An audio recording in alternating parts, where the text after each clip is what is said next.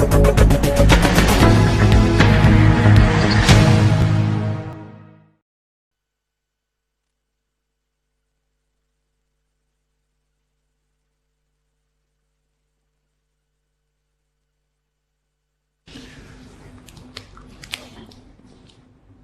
Sir. सर्वप्रथम मैं माननीय जल शक्ति मंत्री श्री गजेंद्र सिंह शेखावत जी को स्वागत संबोधन के लिए आमंत्रित करता हूं।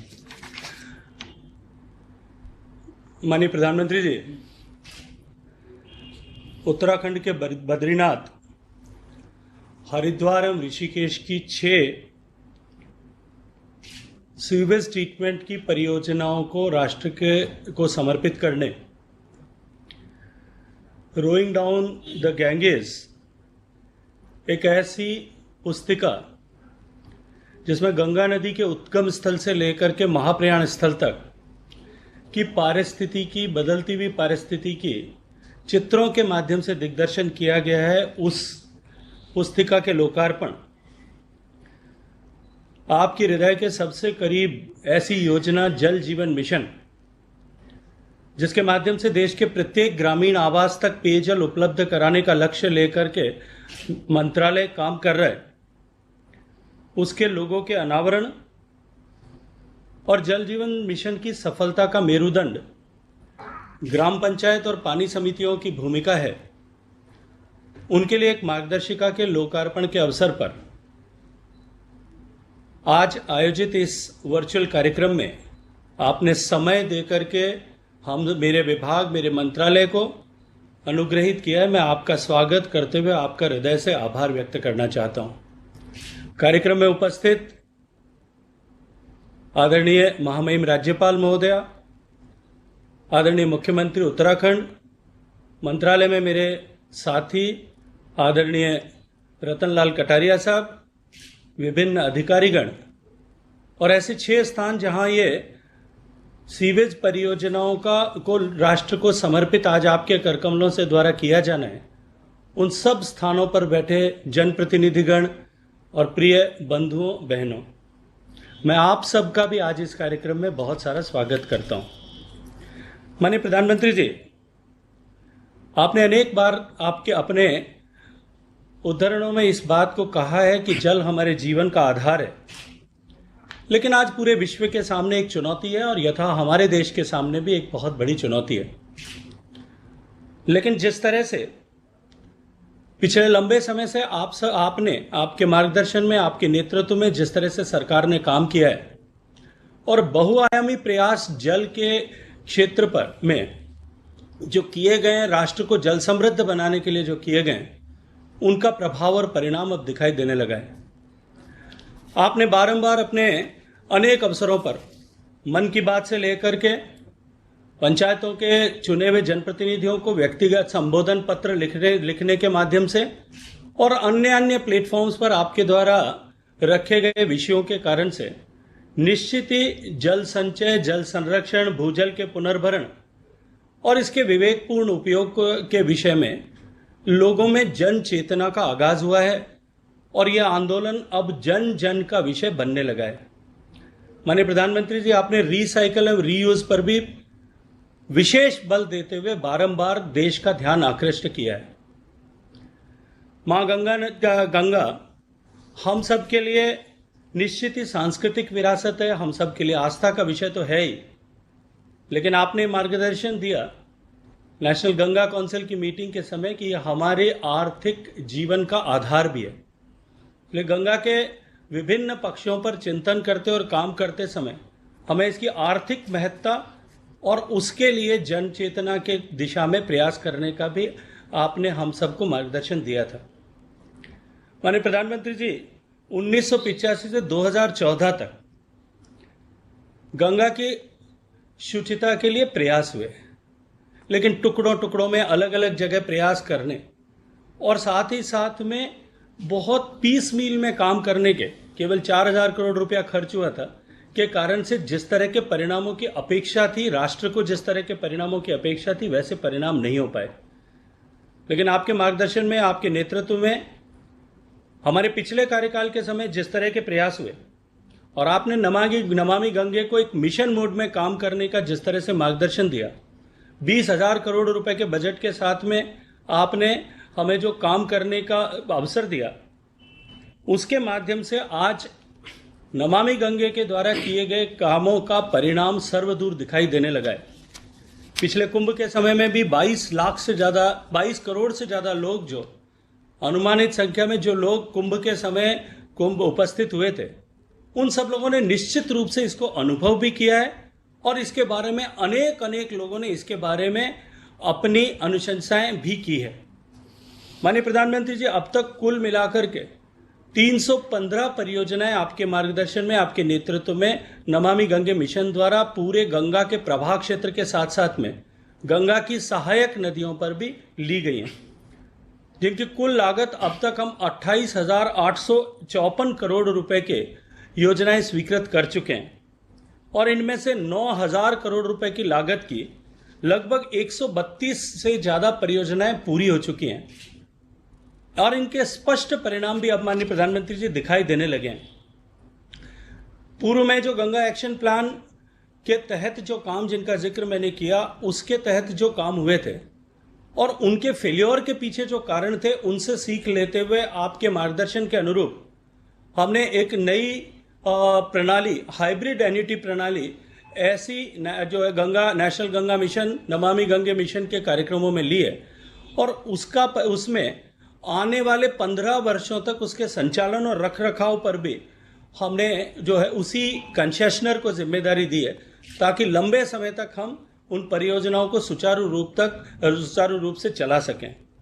माननीय प्रधानमंत्री जी, गंगा एक्शन प्लान के तहत गिने चुने 1, 2, 3, 4 शहरों में टुकड़ों में, जैसा मैंने कहा, काम हुआ था, लेकिन आपके मार्गदर्शन में हमने इस नमामि गंगे मिशन में 97 शहर, 100 में से केवल 3 कम से ऐसे शहरों में, और साथ ही साथ गंगा नदी के किनारे पर बसे हुए 4600 ऐसे गांव, जिनको गंगा ग्राम की हमने आपके मार्गदर्शन में जिनको नाम दिया, उन सब जगह पर एक साथ समन्वित स्वरूप से हमने प्रयास किया और उसी के कारण से आज गंगा के पानी की शुचिता में ये प्रभाव दिखाई दे रहा है। माननीय प्रधानमंत्री जी, आपका बार बार हम सब लोगों से ये आग्रह रहा, आपका निर्देश रहा कि जन जन को जोड़ना इसके लिए आवश्यक है और इसी के लिए हमने गंगा प्रहरी और ऐसे अनेक संगठनों को साथ खड़ा करके और हमने इस मिशन को जनता के साथ में, आम जन के साथ में जोड़ने की दिशा में भी प्रयास किया है, जिसके बहुत सकारात्मक परिणाम ऐसे गंगा तट पर बसे हुए शहर, कस्बों और गांवों में दिखाई देने लगा है। माननीय प्रधानमंत्री जी, गंगा में शुचिता के साथ साथ में अविरलता भी बनी रहे, ऐसा आपका स्पष्ट मार्गदर्शन और निर्देश था और इसके लिए हमने ई फ्लो की अधिसूचना भी जारी की है और उसके साथ साथ में इस जल की एफिशिएंसी को बढ़ाना और गंगा नदी और उसकी सहायक नदियों के कैचमेंट एरिया के ट्रीटमेंट के लिए भी हमने समन्वित संकलित प्रयास अपने विभाग के द्वारा और साथ साथ में अन्य लाइन मिनिस्ट्रीज के साथ में मिलकर, प्रदेशों के साथ मिलकर के हमने किए हैं। गंगा नदी के ट्रीटेड सीवरेज को रिसाइकल और रीयूज करना, जैसा आपने नेशनल गंगा काउंसिल की मीटिंग में जो है पूरे आग्रह के साथ में जो बात कही थी, उस दिशा में भी हमने काम करना प्रारंभ किया है। आज मथुरा की रिफाइनरी को 2 करोड़ लीटर पानी जो पहले गंगा नदी से वो लेते थे, अब उसकी जगह हम ट्रीटेड रिसाइकल्ड वाटर उनको दे रहे हैं। इससे गंगा नदी के पानी का से जो निष्कासन उसके कारण से होता था वो रुका है। अभी बिहार की पिछले दिनों जिन परियोजनाओं का आपने उद्घाटन किया, उस लोकार्पण के अवसर पर भी ये विषय आपके संज्ञान में हमने लाने का प्रयास किया था कि उस पानी को भी रिसाइकल और रीयूज, रिसाइकल्ड पानी को रीयूज किस तरह से किया जा सके, उस दिशा में हमने पहल प्रारंभ की है। माननीय प्रधानमंत्री जी, गंगा को 60% से अधिक जो प्रदूषण मिलता है वो केवल 10 शहरों पर से ही मिलता है। ऐसे बड़े शहरों में 100% जो है ट्रीटमेंट हो जाए, इस दिशा में हम बहुत तेजी से काम कर रहे हैं। प्रधानमंत्री जी, गंगा की सहायक नदियों में बेसिन अप्रोच के तहत यमुना, रामगंगा, काली, गोमती, सरयू, गंडक, घाघरा इत्यादि नदियों पर हम प्रभावी काम कर रहे हैं। 2649 MLD की ऐसी उपचार क्षमता बनाने के लिए सहायक नदियों पर 38 सीवरेज परियोजनाएं, जिनकी लागत 7,650 करोड़ रुपए होगी। हम काम तय जो है हमने काम प्रारंभ कर दिया है। माननीय प्रधानमंत्री जी, हरिद्वार, ऋषिकेश और मुनि की रेती में वर्ष 2035 तक के लिए एसटीपी क्षमता का, जो 35 तक के लिए प्रभावी रहेगी, ऐसी एसटीपी क्षमता का विकास हो चुका है। प्रयागराज में भी सीवरेज नेटवर्क परियोजना पूरी कर ली गई है।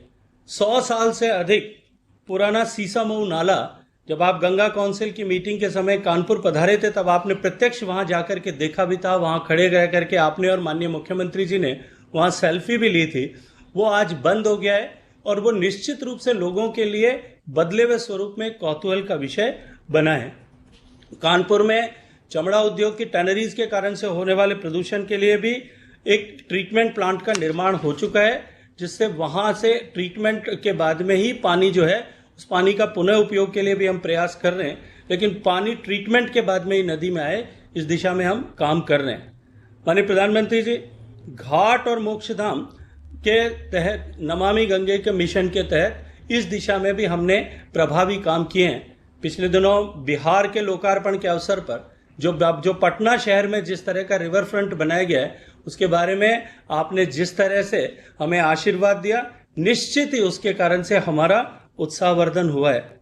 माननीय प्रधानमंत्री जी, गंगा के किनारे बसे हुए 4,600 से ज्यादा गांवों को आपके आशीर्वाद से, आपके मार्गदर्शन में हमने निर्मल ग्राम बनाया और अब उन गांवों में हम जैविक खेती में को बढ़ावा दे रहे हैं। गंगा नदी के किनारे के 5 किलोमीटर तक ऐसी जैविक खेती की व्यापक परियोजनाएं हमने आपके आशीर्वाद से ली है। वनीकरण और जैव विविधता के संरक्षण के लिए भी हमने वैज्ञानिक तरीकों से फॉरेस्टेशन हो, वहां पेड़ लगाए जाएं, इस दिशा में भी हमने काम प्रारंभ किया है। माननीय प्रधानमंत्री जी, इन सारे सम्मिलित प्रयासों का निश्चित रूप से परिणाम अब दिखाई देने लगा है। आज उत्तराखंड की इन जिन परियोजनाओं का आपके माध्यम से राष्ट्र को जो है अर्पण हो रहा है, उसके बाद में ऋषिकेश, गंगा के उद्गम स्थल से लेकर हरिद्वार तक कुछ एक आध छोटा सा काम अभी बाकी है।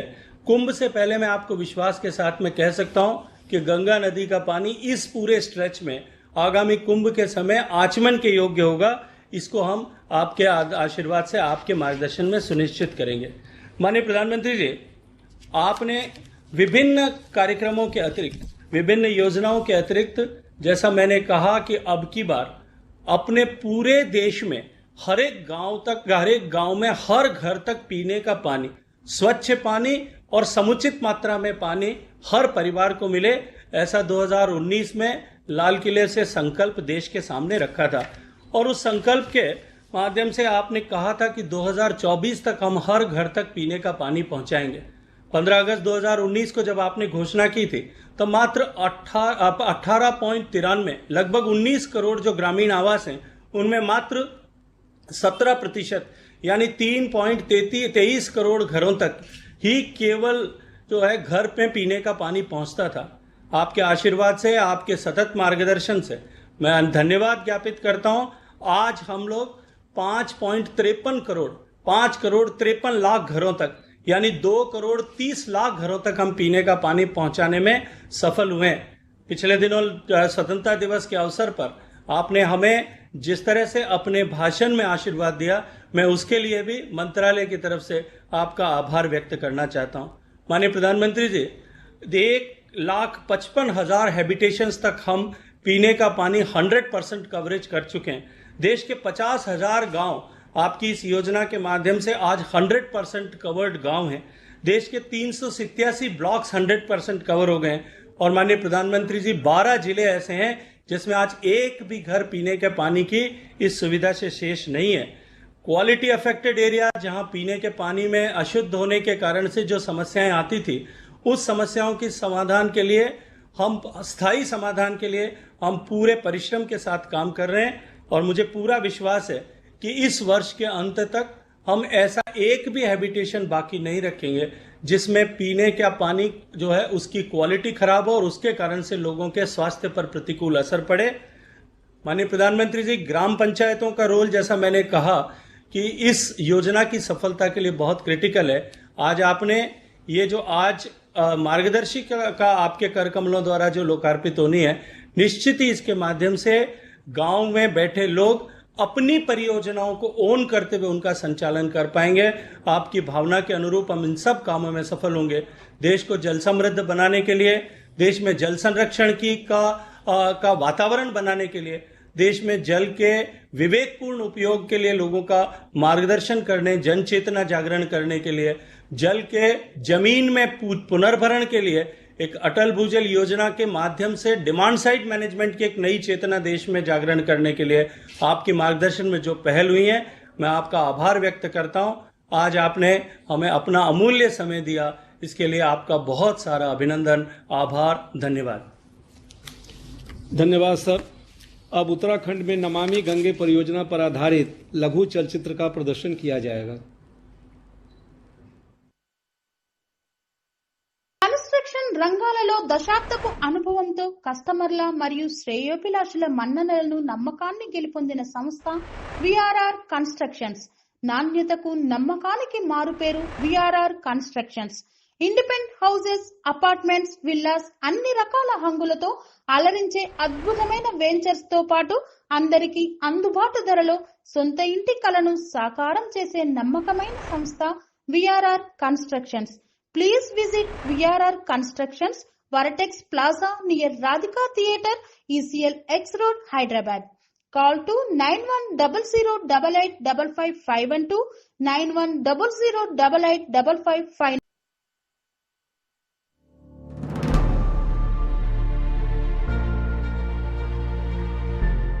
उत्तराखंड, जहां भागीरथी, अलकनंदा, मंदाकिनी एवं कई अन्य पावन नदियों के संगम से बनने वाली नदी को देवप्रयाग से राष्ट्रीय नदी गंगा के नाम से जाना जाता है।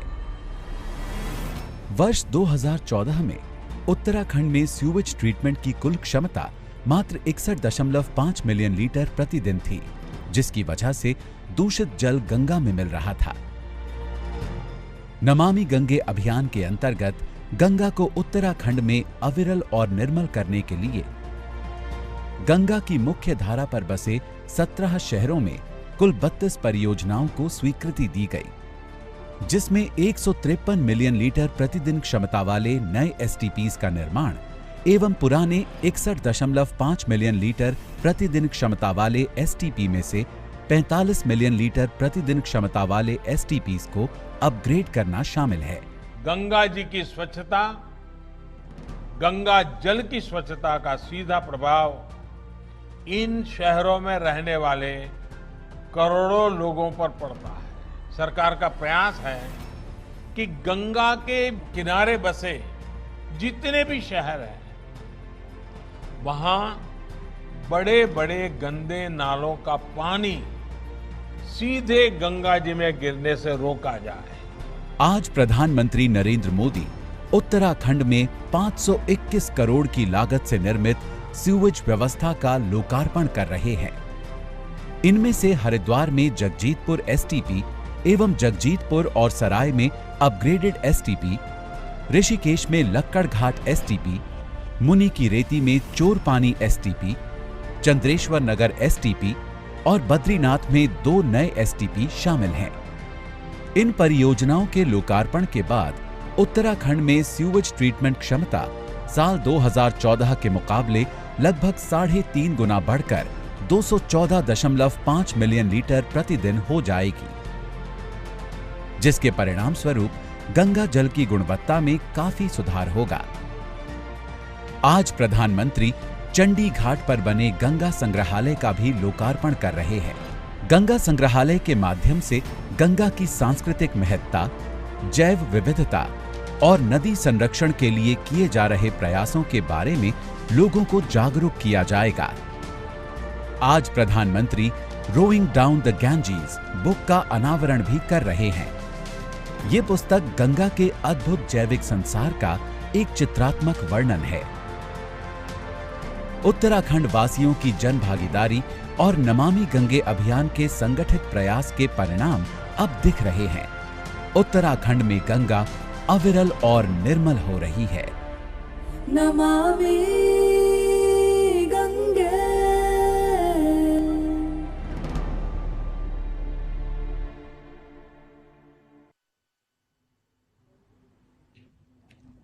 अब मैं माननीय मुख्यमंत्री उत्तराखंड श्री त्रिवेंद्र सिंह रावत जी को संबोधन के लिए आमंत्रित करता हूं। सर्वप्रथम मैं देवभूमि उत्तराखंड की ओर से माननीय प्रधानमंत्री श्री नरेंद्र मोदी जी का गंगा की स्वच्छता एवं निर्मलता के लिए किए जा रहे भगीरथ प्रयासों के लिए उनका अभिनंदन करता हूं और आभार व्यक्त करता हूं।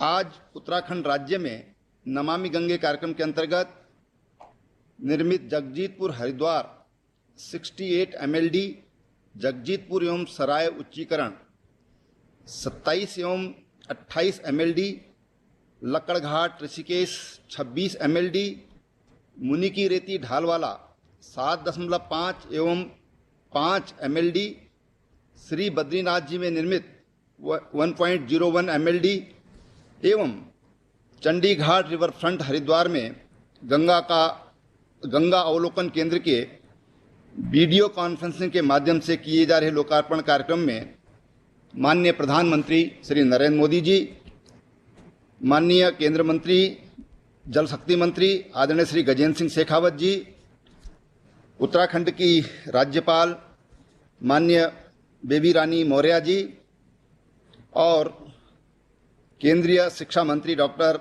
रमेश पोखरियाल निशंक जी, सभी अन्य मंत्रीगण, सांसदगण, विधानसभा के हमारे सम्मानित अध्यक्ष, मैं सभी का हार्दिक स्वागत करता हूं। माननीय प्रधानमंत्री जी, हम सब विदित हैं कि आदिकाल से ही गंगा भारत की प्राकृतिक संपदा ही नहीं वरन जीवनदायिनी तथा मोक्षदायिनी नदी के रूप में जन जन की भावनात्मक आस्था का आधार भी है। उत्तराखंड राष्ट्रीय नदी गंगा एवं इसकी प्रमुख सहायक नदियों का उद्गम स्थल है। गंगा किनारे सदियों से विकसित सभ्यता भारतीय संस्कृति का अभिन्न अंग है, परंतु गत वर्षों में जनसंख्या वृद्धि तथा मानव जनित गतिविधियों में वृद्धि के कारण गंगा नदी के पानी की नैसर्गिक गुणवत्ता तथा उपलब्धता प्रभावित हुई है। माननीय प्रधानमंत्री जी, आपके आशीर्वाद से, आपके कुशल मार्गदर्शन में इस दिशा में संपूर्ण प्रयास हुए और तमाम कार्यक्रम इस दिशा से संचालित किए गए और उसका परिणाम आज साफ साफ दिखाई देता है। आज हरिद्वार से आगे गंगा नदी में डॉल्फिन दिखाई देती हैं। हरिद्वार के आसपास जो यहाँ से बहुत दूर अपर साइड में चली गई थी महासीर मछलियाँ आज यहाँ पर दिखाई दे रही हैं। ये सब माननीय प्रधानमंत्री जी, आपने जो माँ गंगा की निर्मलता के लिए और अविरलता के लिए जो भगीरथ प्रयास किया, उसी का ये परिणाम आज हमको देखने को मिल रहा है। हम सब जानते हैं कि गंगा लगभग 2525 किलोमीटर की लंबाई तय करके और गंगा सागर में विलीन हो जाती हैं। 5 राज्यों में तमाम गंगा बेसिनों में जीव जंतुओं को वो जीवन प्रदान करती है और जहां हमारे लिए मां गंगा का सांस्कृतिक और आध्यात्मिक महत्व है, वहीं देश की 40% आबादी का अस्तित्व गंगा पर निर्भर है। इस अवसर पर मैं माननीय प्रधानमंत्री जी के गंगा के प्रति सदैव सजग एवं सचेष्ट भारत सरकार का आभार भी व्यक्त करता हूं। जब 2014 में आप प्रधानमंत्री की जिम्मेदारी आपने संभाली तो नमामि गंगे कार्यक्रम के अंतर्गत गंगा की मुख्य धारा बद्रीनाथ जी से देवप्रयाग एवं गंगोत्री से हरिद्वार तक जिन प्राथमिक नगरों का चिन्हीकरण किया गया, उन नगरों में गंगा नदी में गिर रहे नालों से हो रहे प्रदूषण की रोकथाम के उद्देश्य से लगभग 135 नाले गंगा जी में गिरते थे जो गंगा जी का प्रदूषण बढ़ाते थे। मैं आपको बताना चाहता हूं कि इनमें से 128 नाले टेप कर दिए गए हैं।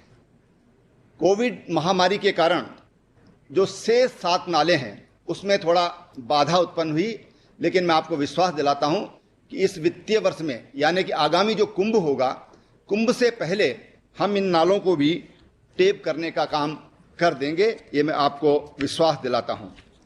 जो प्राथमिकता के 16 नगर, जिनमें 15 प्राथमिक नगर एवं एक श्रीकोट, एक छोटी सी बसावट है, उनमें 19 योजनाओं में से 15 योजनाएं ये पूर्ण हो गई हैं तथा अन्य सभी परियोजनाएं कोविड के कारण थोड़ा उसमें विलंब हुआ है, लेकिन मैं आपको विश्वास दिलाता हूं कि इनको हम आगामी मार्च माह तक इनको हम पूरा कर लेंगे।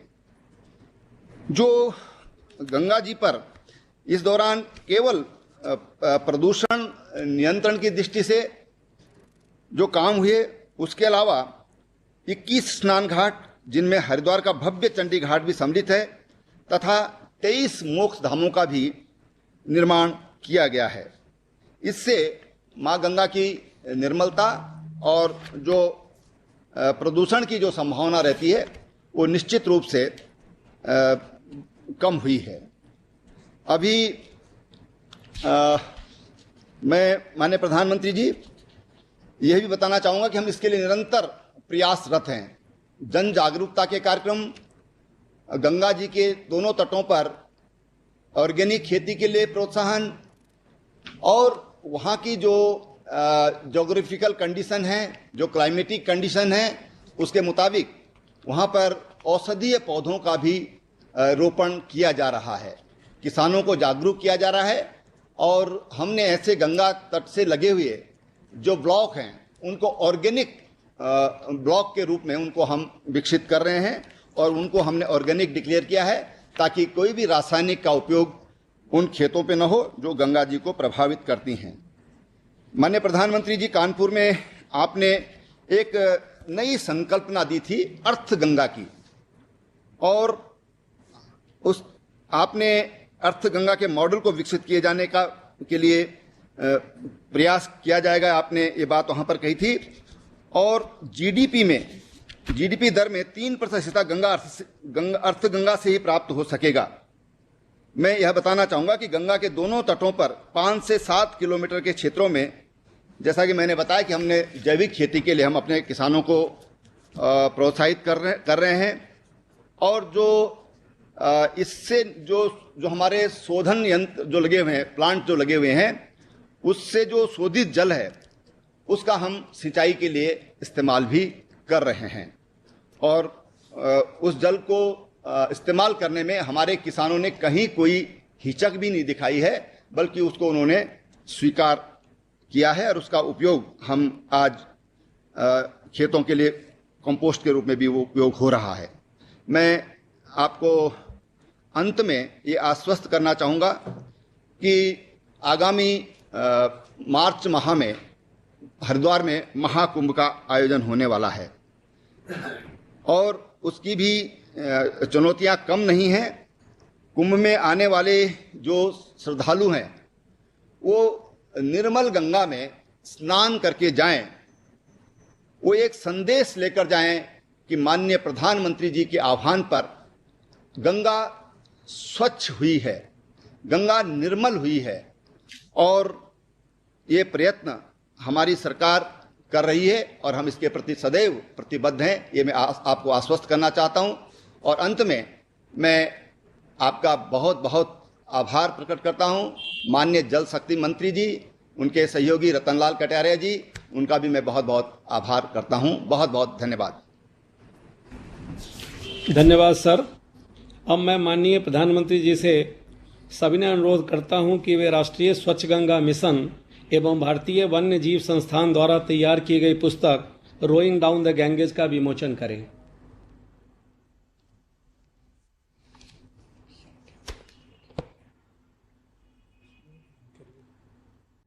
సెరెనిటీ మోడల్ హై స్కూల్ విద్యార్థులకు అమ్మఒడి, సామాన్యులకు అందుబాటులో ఉన్న బడి సెరెనిటీ.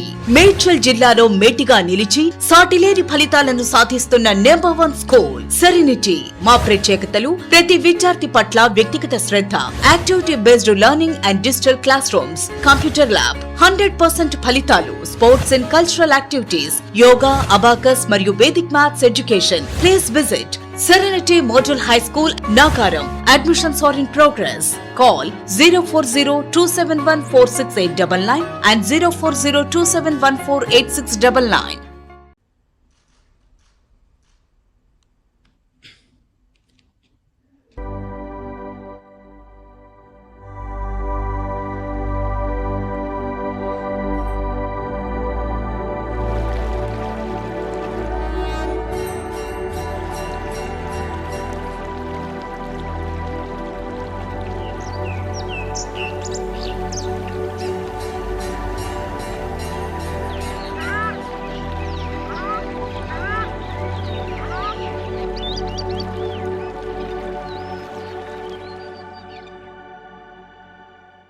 जिसे सविनय अनुरोध करता हूं कि वे जल जीवन मिशन के अंतर्गत ग्राम पंचायतों एवं पानी समितियों के लिए बनाई गई मार्गदर्शिका का विमोचन करें।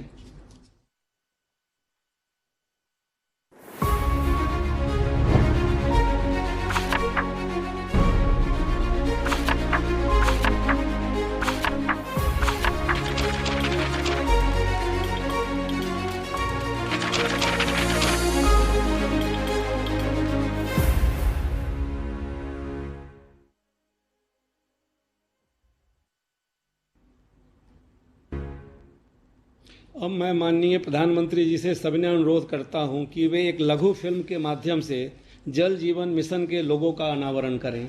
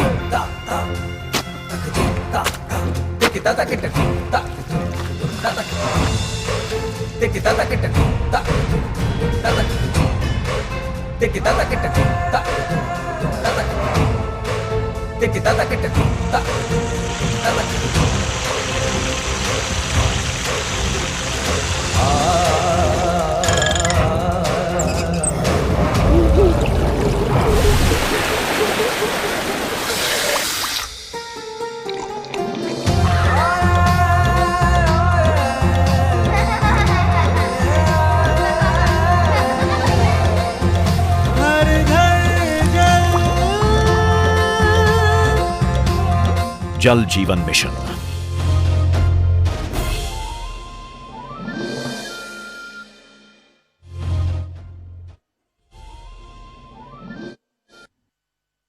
और इस में नवनिर्मित 7 सीवरेज ट्रीटमेंट प्लांट्स के द्वारा प्रतिदिन 15 करोड़ 25 लाख लीटर दूषित पानी को गंगा में जाने से रोका जा सकेगा। साथ ही चंडी घाट पर नवनिर्मित गंगा संग्रहालय द्वारा मां गंगा के विभिन्न आयामों का जीवंत प्रदर्शन देखने को मिलेगा।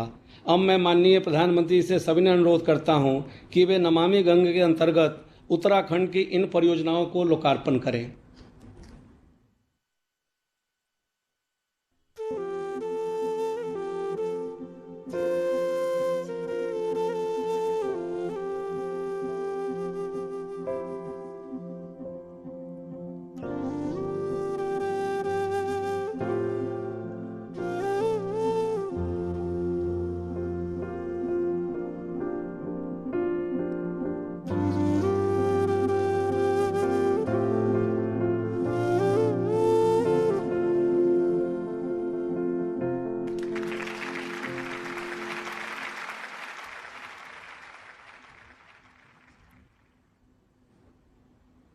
धन्यवाद सर। अब मैं माननीय प्रधानमंत्री महोदय से सविनय अनुरोध करना चाहूंगा कि वे इस अवसर पर अपना संबोधन, दिग्दर्शन एवं आशीर्वचन देने की कृपा करें। उत्तराखंड की गवर्नर श्रीमती बेबी रानी मौर्य जी, मुख्यमंत्री श्रीमान त्रिवेंद्र सिंह रावत जी, केंद्रीय मंत्रिमंडल के मेरे सहयोगी गजेंद्र सिंह शेखावत जी, डॉक्टर रमेश पोखरियाल निशंक जी, श्री रतनलाल कटारिया जी, अन्य अधिकारीगण और उत्तराखंड के मेरे भाई और बहनों, चार धाम की पवित्रता को अपने में समेटे देवभूमि उत्तराखंड की धरा को मेरा आदरपूर्वक नमन। आज मां गंगा की निर्मलता को सुनिश्चित करने वाले 6 बड़े प्रोजेक्ट्स का लोकार्पण किया गया है। इसमें हरिद्वार, ऋषिकेश, बद्रीनाथ और मुनि की रेती में सीवेज ट्रीटमेंट प्लांट और म्यूजियम जैसे प्रोजेक्ट्स भी शामिल हैं। इन तमाम प्रोजेक्ट्स के लिए उत्तराखंड के सभी साथियों को मैं बहुत बहुत बधाई देता हूं। साथियों, अब से कुछ देर पहले जब जल जीवन मिशन के खूबसूरत लोगों का और मिशन मार्गदर्शिका का भी विमोचन हुआ है। जल जीवन मिशन भारत के गांवों में हर घर तक शुद्ध जल पाइप से पहुंचाने का ये बहुत बड़ा अभियान है। मिशन का लोगो निरंतर इस बात की प्रेरणा देगा कि पानी की एक एक बूंद को बचाना आवश्यक है। वहीं ये मार्गदर्शिका गांव के लोगों, ग्राम पंचायत के लिए भी उतनी ही जरूरी है जितनी सरकारी मशीनरी के लिए आवश्यक है। ये परियोजना की सफलता सुनिश्चित करने का बहुत बड़ा माध्यम है।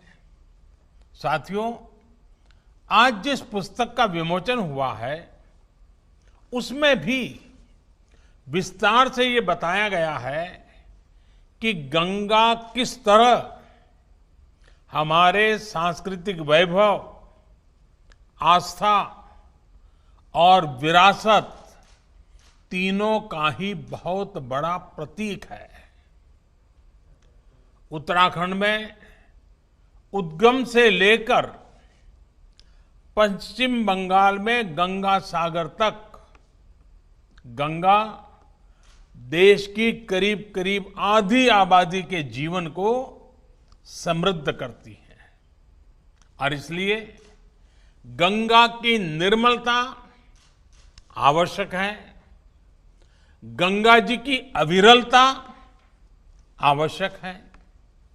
बीते दशकों में गंगा जल की स्वच्छता को लेकर बड़े बड़े अभियान शुरू हुए थे, लेकिन उन अभियानों में न तो जन भागीदारी थी और न ही दूरदर्शिता। नतीजा ये हुआ कि गंगा का पानी कभी साफ ही नहीं हो पाया। साथियों, अगर गंगा जल की स्वच्छता को लेकर वही पुराने तौर तरीके अपनाए जाते तो आज भी हालत उतनी ही बुरी रहती। लेकिन हम नई सोच, नई अप्रोच के साथ आगे बढ़े। हमने नमामि गंगे मिशन को सिर्फ गंगा जी की साफ सफाई तक ही सीमित नहीं रखा, बल्कि इसे देश का सबसे बड़ा और विस्तृत नदी संरक्षण कार्यक्रम बनाया। सरकार ने चारों दिशाओं में एक साथ काम आगे बढ़ाया।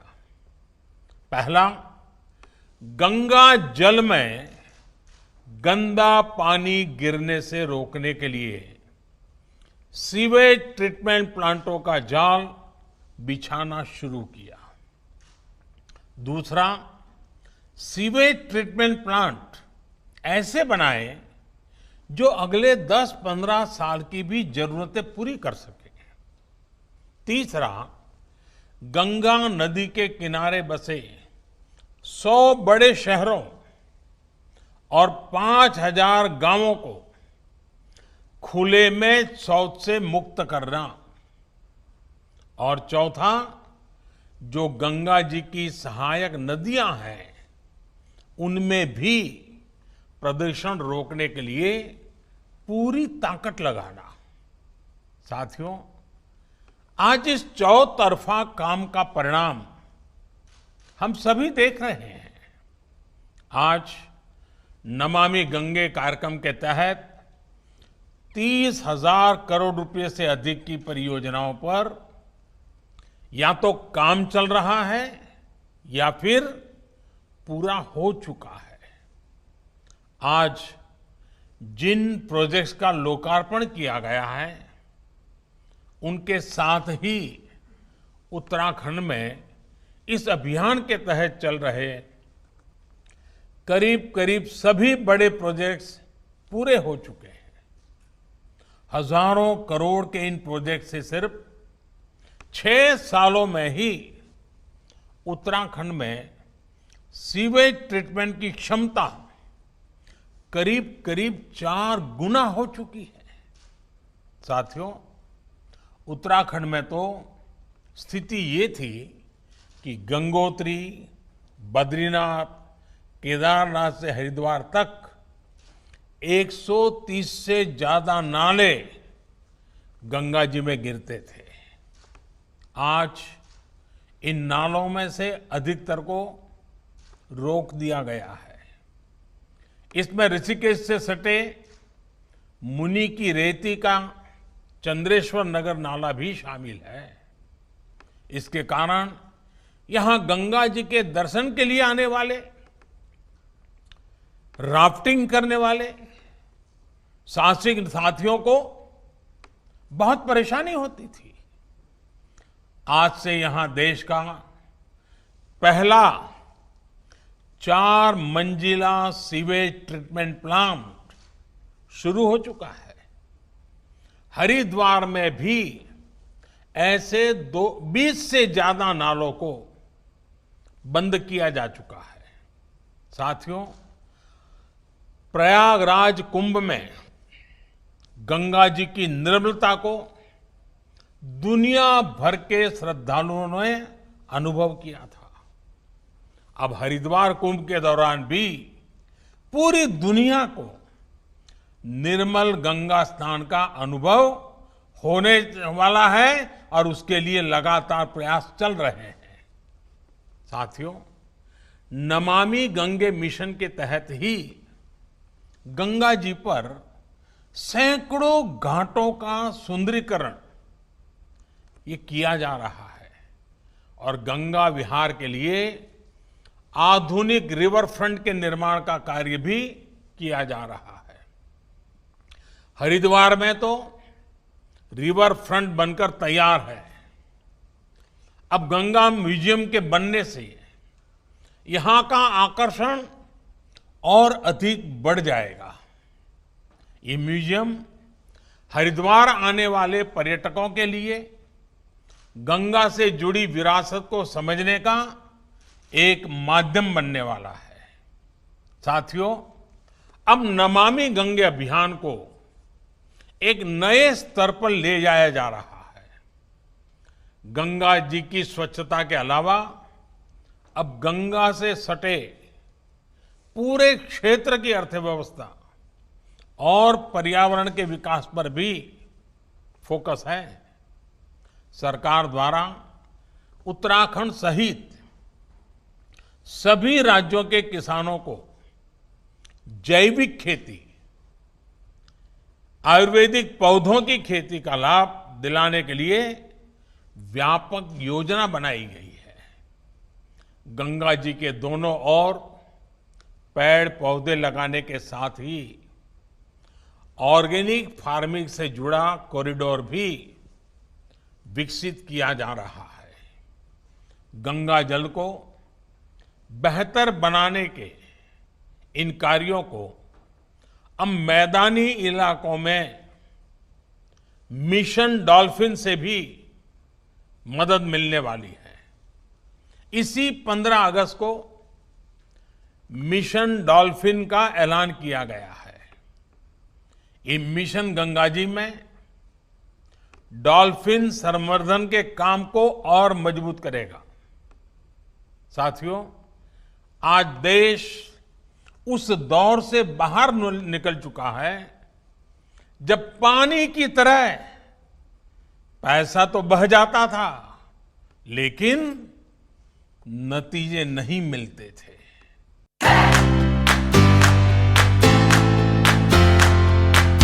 నాణ్యతకు నమ్మకానికి మారుపేరు Sai Mahendra traders wholesale and retail మరియు కిరాణా జనరల్ స్టోర్. మా వద్ద అన్ని రకాల నిత్యావసర సరుకులు సరసమైన ధరలకే లభించును.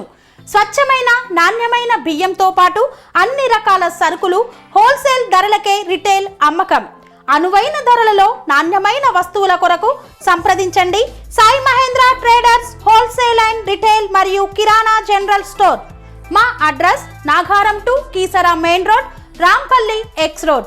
కాంటాక్ట్ నెంబర్ 9247575485 మరియు 6300322583. आज पैसा न पानी की तरह बहता है न पानी में बहता है, पर पैसा पाई पाई पानी पर लगाया जाता है। हमारे यहां तो हालत ये थी कि पानी जैसा महत्वपूर्ण विषय अनेकों मंत्रालयों और विभागों में बिखरा पड़ा हुआ था, बटा हुआ था। इन मंत्रालयों में, विभागों में न कोई तालमेल था और न ही समान लक्ष्य के लिए काम करने का कोई स्पष्ट दिशा निर्देश। नतीजा ये हुआ कि देश में सिंचाई हो और फिर पीने के पानी से जुड़ी समस्या, ये निरंतर विकराली होते गए। आप सोचिए, आजादी के इतने वर्षों बाद भी 15 करोड़ से ज्यादा घरों में पाइप से पीने का पानी नहीं पहुंचता था। यहां उत्तराखंड में भी हजारों घरों में यही हाल था।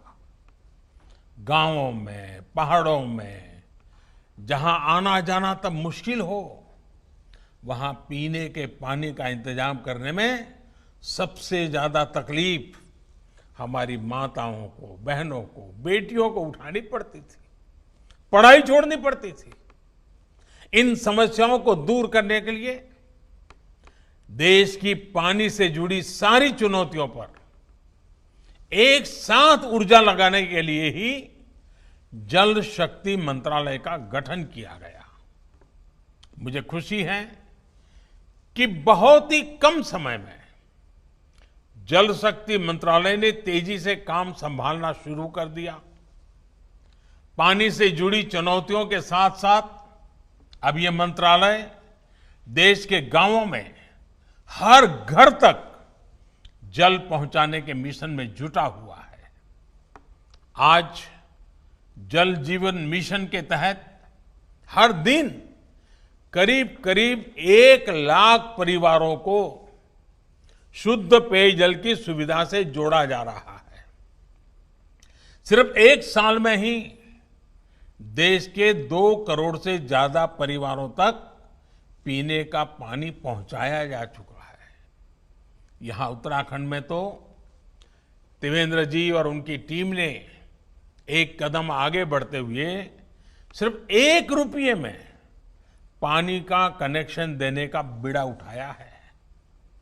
मुझे खुशी है कि उत्तराखंड सरकार ने साल 2022 तक ही राज्य के हर घर तक जल पहुंचाने का लक्ष्य रखा है।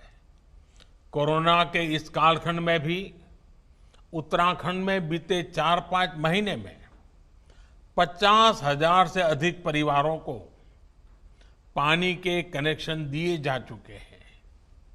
ये उत्तराखंड सरकार की प्रतिबद्धता को दिखाता है, कमिटमेंट को दिखाता है। साथियों, जल जीवन मिशन गांव और गरीब के घर तक पानी पहुंचाने का तो अभियान है ही। ये एक प्रकार से ग्राम स्वराज को, गांव के सशक्तिकरण को, उसके लिए भी एक नई ऊर्जा, नई ताकत, नई बुलंदी देने वाला अभियान है। सरकार के काम करने में कैसे बहुत बड़ा बदलाव आया है, ये उसका भी उदाहरण है। पहले भी सरकारी योजनाओं पर अक्सर दिल्ली में ही बैठकर फैसला होता था। किस गांव में कहां सोर्स टैंक बनेगा, कहां से पाइपलाइन बिछेगी, ये सब फैसले ज्यादातर राजधानियों में ही होते थे। लेकिन जल जीवन मिशन ने अब इस पूरी परिपाटी को ही बदल दिया है।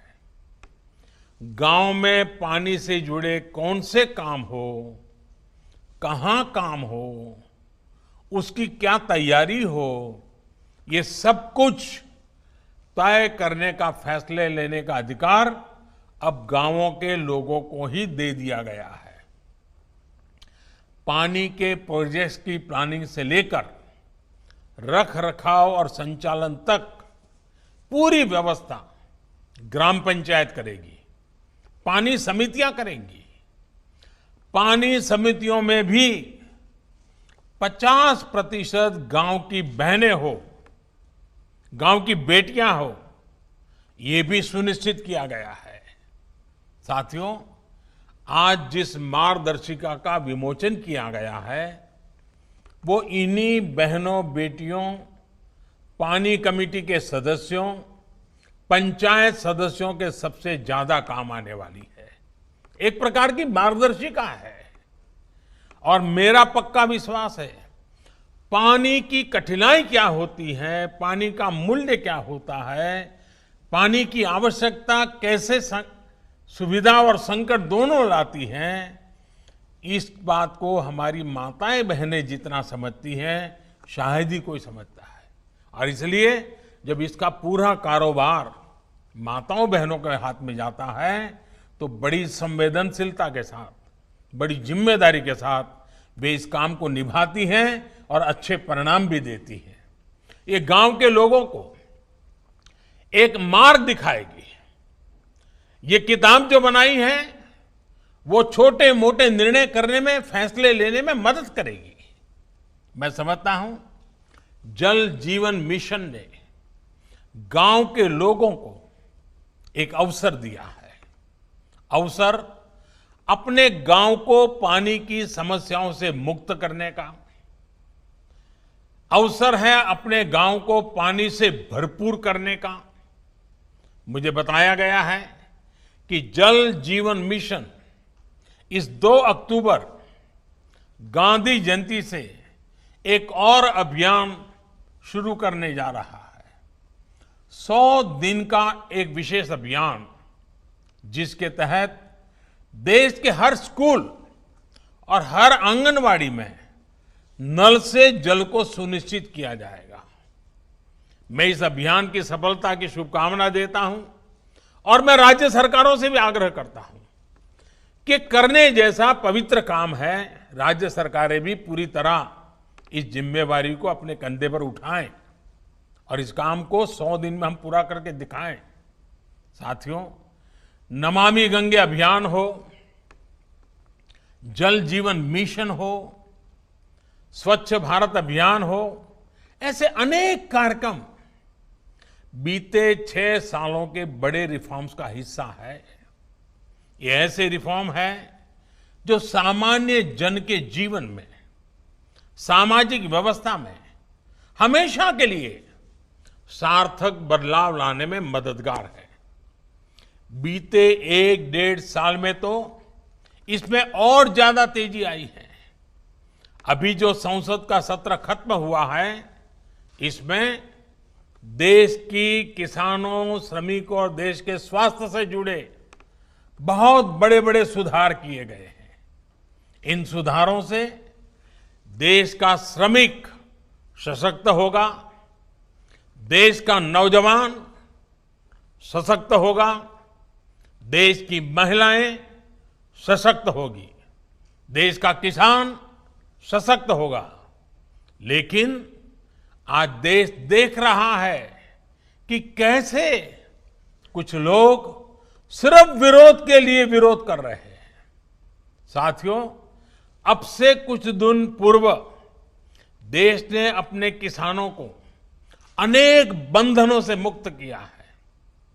अब देश का किसान कहीं पर भी किसी को भी अपनी उपज बेच सकता है। लेकिन आज जब केंद्र सरकार किसानों को उनके अधिकार दे रही है, तो भी ये लोग विरोध पर उतर आए हैं। ये लोग चाहते हैं कि देश का किसान खुले बाजार में अपनी उपज नहीं बेच पाए। ये लोग चाहते हैं कि किसान की गाड़ियां जब्त होती रहें, उनसे वसूली होती रहे, उनसे कम कीमत पर अनाज खरीदकर बिचौलिए मुनाफा कमाते रहें। ये किसान की आजादी का विरोध कर रहे हैं। जिन सामानों की, उपकरणों की किसान पूजा करता है, उन्हें आग लगाकर ये लोग अब किसानों को अपमानित कर रहे हैं। साथियों, बरसों तक ये लोग कहते रहे एमएसपी लागू करेंगे, एमएसपी लागू करेंगे, लेकिन किया नहीं। एमएसपी लागू करने का काम स्वामीनाथन कमीशन की इच्छा के अनुसार हमारी ही सरकार ने किया। आज ये लोग एमएसपी पर ही किसानों में भ्रम फैला रहे हैं। देश में एमएसपी भी रहेगी और किसानों को कहीं पर भी अपनी उपज बेचने की आजादी भी रहेगी। लेकिन ये आजादी कुछ लोग बर्दाश्त नहीं कर पा रहे हैं। इनकी काली कमाई का एक और जरिया समाप्त हो गया है, इसलिए इन्हें परेशानी है। साथियों, कोरोना के इस कालखंड में देश ने देखा है कि कैसे डिजिटल भारत अभियान ने जनधन बैंक खातों ने, रुपे कार्ड ने लोगों की कितनी मदद की है। लेकिन आपको याद होगा, जब यही काम हमारी सरकार ने शुरू किए थे, तो ये लोग इनका कितना विरोध कर रहे थे। इनकी नजरों में देश का गरीब, देश के गांव के लोग अनपढ़ थे, अज्ञानी थे। देश के गरीब का बैंक खाता खुल जाए, वो भी डिजिटल लेन देन करें, इसका इन लोगों ने हमेशा विरोध किया। साथियों, देश ने ये भी देखा है कि जब वन नेशन वन टैक्स की बात आई, जीएसटी की बात आई, तो फिर ये लोग फिर विरोध करने के लिए मैदान में आ गए। जीएसटी की वजह से देश में घरेलू सामानों पर लगाने वाला टैक्स बहुत कम हो गया है। ज्यादातर घरेलू सामाने, रसोई के लिए जरूरी चीजों पर टैक्स अब या तो नहीं है या फिर 5% से भी कम है। पहले इन्हीं चीजों पर ज्यादा टैक्स लगा करता था, लोगों को अपनी जेब से ज्यादा पैसे खर्च करने पड़ते थे। लेकिन आप देखिए, इन लोगों को जीएसटी से भी परेशानी, ये उसका मजाक उड़ाते हैं, उसका विरोध करते हैं। साथियों, ये लोग न किसान के साथ है, न नौजवान के साथ, और न ही देश के वीर जवान के साथ है। आपको याद होगा जब हमारी सरकार वन रैंक वन पेंशन लाई, उत्तराखंड के हजारों पूर्व सैनिकों को भी उनका अधिकार दिया, तो ये लोग इसका भी विरोध कर रहे थे। वन रैंक वन पेंशन लागू करने के बाद से सरकार पूर्व सैनिकों को लगभग 11,000 करोड़ रुपए एरियर के तो दे चुकी है। यहां उत्तराखंड में भी 1 लाख से ज्यादा पूर्व सैनिकों को इसका लाभ मिला है, लेकिन इन लोगों को वन रैंक वन पेंशन लागू किए जाने से हमेशा दिक्कत रही है। इन लोगों ने वन रैंक वन पेंशन का भी विरोध किया। साथियों, बरसों तक इन लोगों ने देश की सेनाओं को, देश की वायुसेना को सशक्त करने के लिए कुछ नहीं किया। वायुसेना कहती रही कि हमें आधुनिक लड़ाकू विमान चाहिए, लेकिन ये लोग वायुसेना की बात कभी नहीं सुनी, उसको नजरअंदाज करते रहे। जब हमारी सरकार ने सीधे फ्रांस सरकार से रफाल लड़ाकू विमान का समझौता कर लिया, तो इनको फिर दिक्कत होने लगी। भारतीय वायुसेना के पास रफाल विमान आए, भारतीय वायुसेना की ताकत बढ़े, ये इसका भी विरोध करते रहे। मुझे खुशी है कि आज रफाल भारतीय वायुसेना की ताकत बढ़ा रहा है। अंबाला से लेकर के लेह तक उसकी गर्जना भारतीय जांबाजों का हौसला बढ़ा रही है। साथियों, 4 साल पहले का यही तो वो समय था जब देश के जांबाजों ने सर्जिकल स्ट्राइक करते हुए आतंक के अड्डों को तबाह कर दिया था। लेकिन ये लोग अपने जांबाजों के साहस की प्रशंसा करने के बजाय उनसे ही सर्जिकल स्ट्राइक के सबूत मांग रहे थे। सर्जिकल स्ट्राइक का भी विरोध करके ये लोग देश के सामने अपनी मंशा, अपनी नीयत साफ कर चुके हैं। देश के लिए हो, जो भी काम हो रहे हो, हर काम का विरोध करना इन लोगों की आदत हो गई है। उनकी राजनीति का एकमात्र तरीका ये यही है, बस विरोध विरोध विरोध। आप याद करिए, भारत की पहल पर जब पूरी दुनिया अंतर्राष्ट्रीय योग दिवस मना रही थी, पूरे विश्व में भारत गर्व कर सकता है योग पहुंच चुका है, तो ये भारत में ही योग का विरोध कर रहे थे। जब देश की सैकड़ों रियासतों को जोड़ने का काम, ऐतिहासिक काम करने वाले,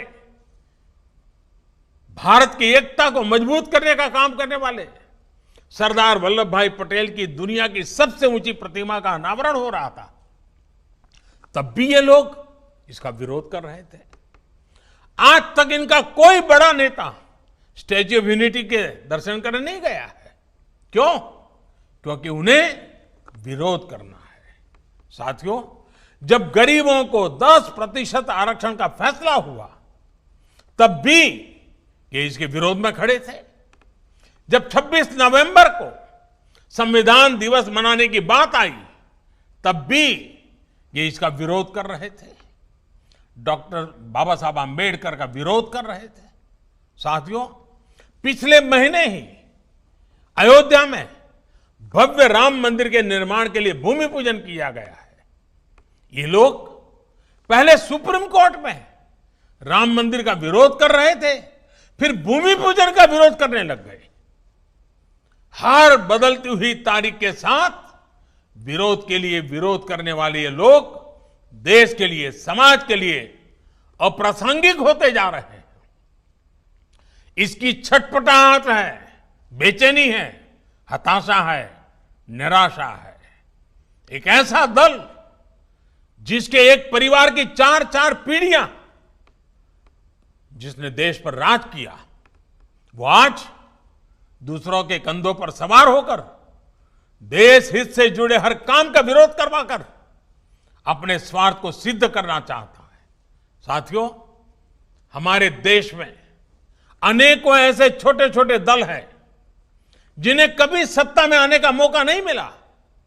अपनी स्थापना के लेकर अब तक उन्होंने ज्यादातर अपना समय विपक्ष में ही बिताया है।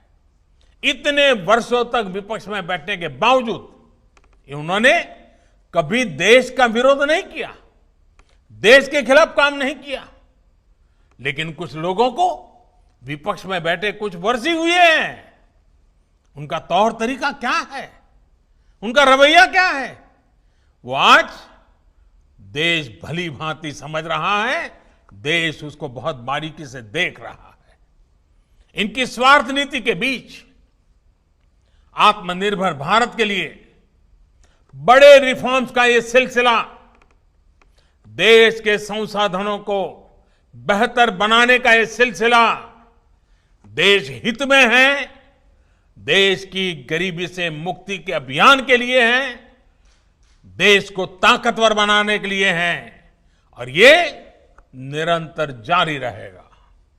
एक बार फिर आप सभी को विकास के सभी प्रोजेक्ट्स के लिए मेरी तरफ से बहुत बहुत बधाई देता हूं और फिर से मैं यही आग्रह करूंगा, आप अपना ध्यान रखिए, स्वस्थ रहिए, सुरक्षित रहिए। बाबा केदार की कृपा हम सभी पर बनी रहे। इसी कामना के साथ बहुत बहुत धन्यवाद। जय गंगे। बहुत बहुत धन्यवाद सर।